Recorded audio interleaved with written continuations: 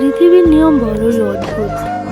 যারা সামান্য ভালোবাসা আর আদর যত্ন পেলেই খুশি থাকতে পারে, ঠিক তারাই সবচেয়ে বেশি অবহেলার শিকার হয়।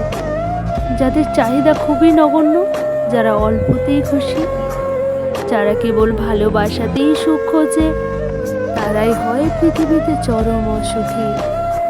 খেয়াল করে দেখবেন, আপনি যাকে পাশে পেলে কিংবা যার সাথে কথা বললে ভালো থাকবেন, ঠিক সেই থাকবে আপনার ধরা ছোঁয়ার বাইরে।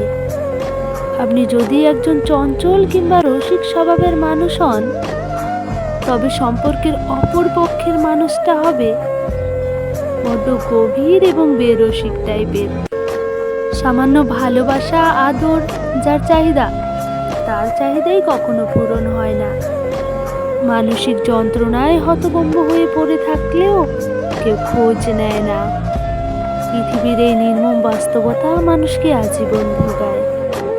যারা কেবল ভালোবাসা চায়, তারা ভালোবাসা পায় না। প্রিয়জনের কাছ থেকে যারা একটু সময় চায়, তারাই সারা জীবন পড়ে থাকে অবহেলায়।